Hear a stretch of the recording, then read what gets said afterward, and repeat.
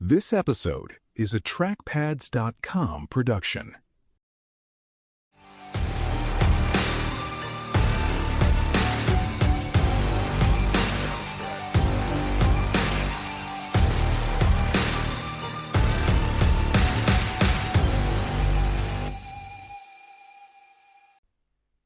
Welcome to Headline Wednesday from Dispatch U.S. Military History Magazine, developed by trackpads.com.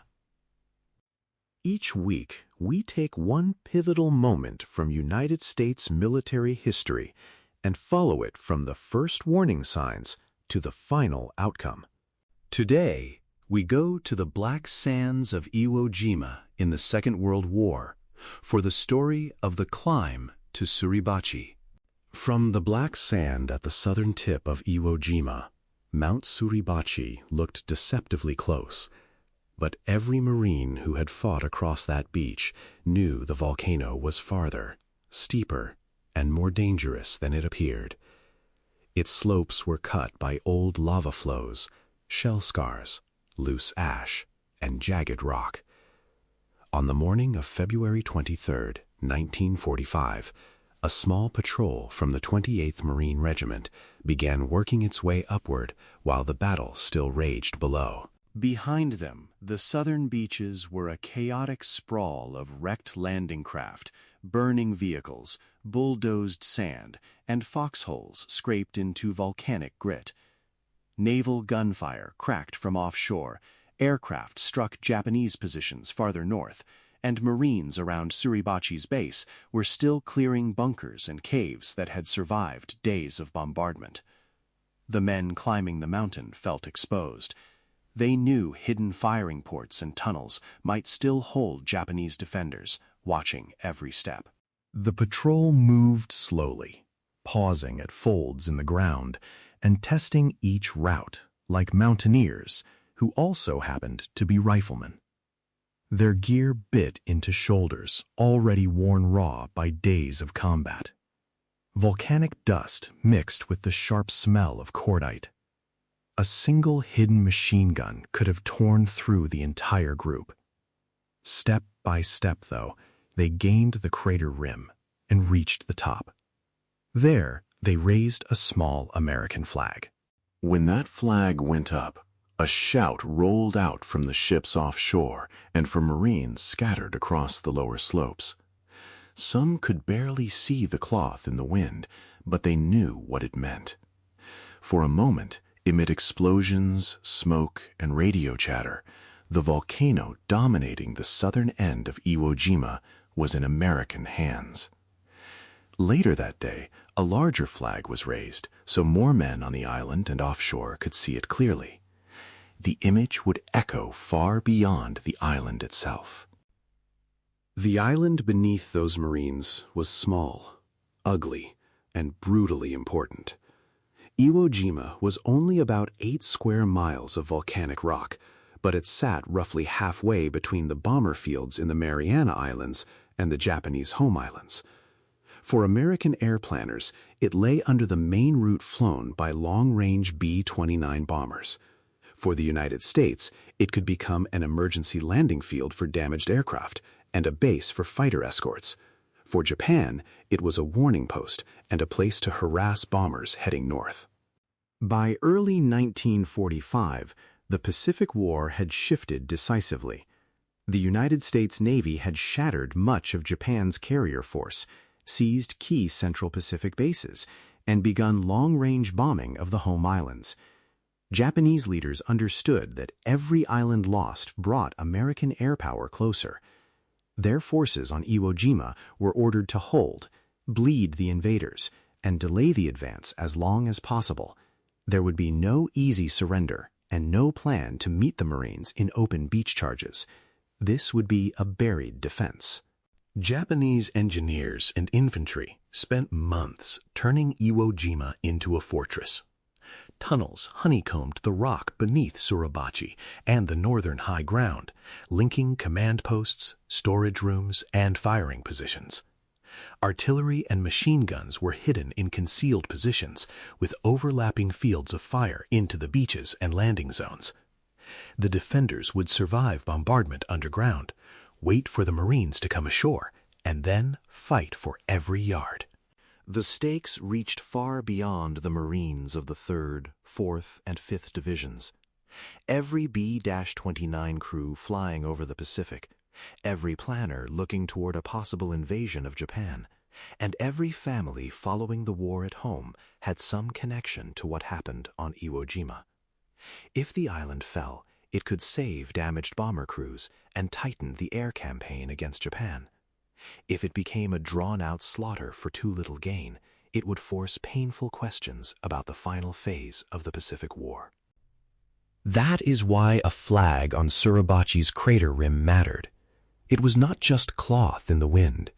It was a visible sign in the middle of a grinding test of strategy, endurance, and will.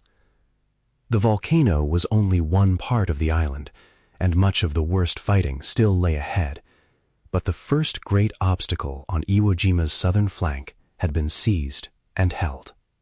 The path to that summit began long before the patrols started climbing. In 1944, as American forces advanced through the Marshalls and Marianas, planners studied the volcano islands and the small black island of Iwo Jima. Its airfields and radar sites gave Japan a forward post along the route used by American bombers. As the Mariana air bases came online and bombing of Japan intensified, the decision hardened that Iwo Jima would have to be taken. On the Japanese side, the defense fell to Lieutenant General Tadamichi Kuribayashi. He knew he could not defeat the full weight of the United States in the Central Pacific, but he believed he could make the invaders pay so heavily that they might hesitate before landing on the home islands. He rejected the pattern of earlier island battles, where defenders were wasted in frontal beach attacks. Instead, he ordered his men into the rock, building tunnels, bunkers, gun positions, and command posts designed to survive bombardment and keep fighting. Mount Suribachi became a hollowed gun platform. Its slopes were riddled with galleries and firing points covering the beaches and low ground below. Farther north, concealed artillery and machine gun positions covered the airfields and approaches. Kuribayashi's goal was to turn the entire island into a trap. The Marines would be allowed to come ashore, then they would be bled as they tried to move inland. American planners answered with Operation Detachment, a massive amphibious assault supported by battleships, cruisers, carriers, and a fleet of transports and landing craft. Intelligence estimates predicted a brutal fight, but they still underestimated the depth of the tunnel system and the determination of the defenders. For days before the landing, ships and aircraft hammered the island with bombs and shells.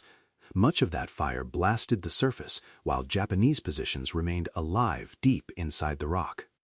When the assault waves reached the southeastern beaches on February 19th, the Marines did not find firm sand. They stepped into volcanic ash that behaved like dry coffee grounds, swallowing boots and bogging vehicles. For a few uneasy minutes, enemy fire seemed lighter than expected. Then Japanese guns, mortars, and machine guns opened in carefully timed volleys from Suribachi's flanks and hidden strongpoints inland. The landing zone became a killing ground. Marines struggled to move off the tide line. Bulldozers and engineers tried to carve roads through the ash. Tanks bogged down, burned, or were knocked out by anti-tank guns firing from positions no one could clearly see. Casualties mounted from direct hits, shrapnel, and ricochets skipping through the grit. Commanders fought to keep their units moving, because stopping on the beach meant becoming an easier target. Motion itself became survival. On the left of the landing area, the 28th Marines had a critical mission. They were to drive across the island's narrow waist and cut Mount Suribachi off from the rest of Iwo Jima. That meant advancing under fire from above while clearing pillboxes, caves, and tunnels around the volcano's base. Flame tanks, flamethrowers, grenades, demolitions, and close-range rifle fire became essential. Each bunker was a separate fight, and progress was measured in yards. Inside the tunnels, Japanese defenders followed their plan.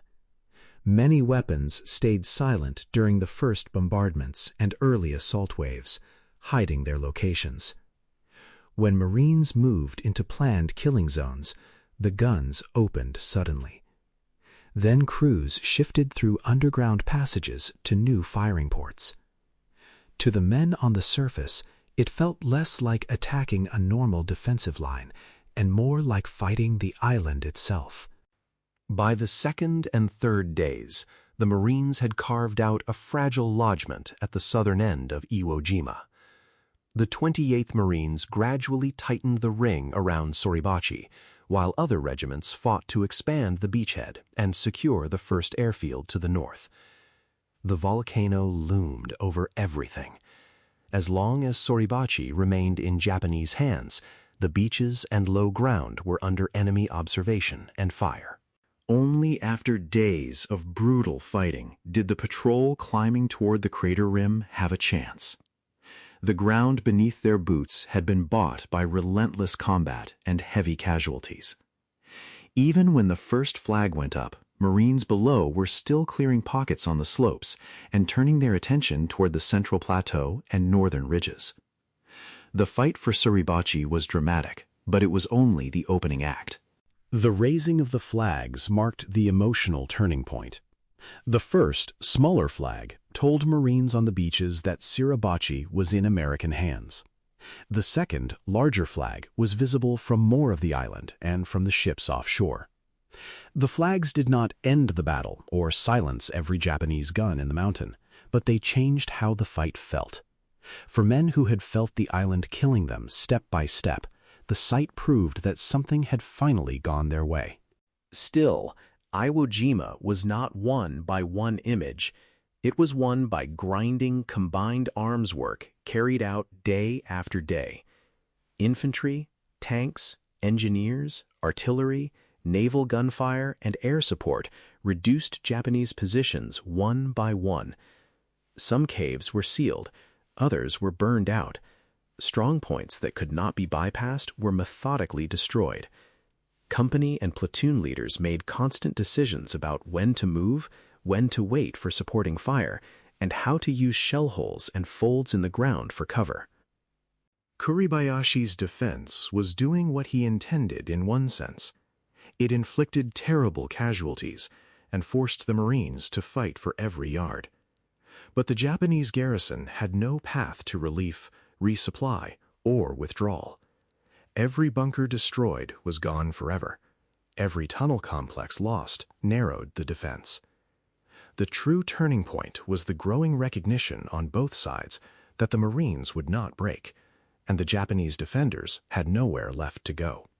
As Marines secured Suribachi and pushed toward the central and northern airfields, air and naval support kept pressure on the remaining positions. Medical evacuation teams pulled wounded men off the island as quickly as conditions allowed. Logistics crews kept ammunition, water, fuel, and supplies moving across the dangerous beaches and up to the front. Sustaining the fight was its own battle, and it mattered as much as any single assault. When organized resistance finally collapsed after weeks of combat, Iwo Jima looked like the surface of another world. Ridges and ravines were chewed up by shells, airfields were cratered and patched, and the black beaches were scarred with tracks and wreckage. Marine divisions had suffered severe losses. Japanese garrisons had been virtually destroyed, with only small numbers captured alive from the tunnels. For the men walking among the caves afterward, the end did not feel clean or simple. Operationally, the consequences were clear. Iwo Jima's airfields became emergency havens for damaged bombers returning from raids over Japan.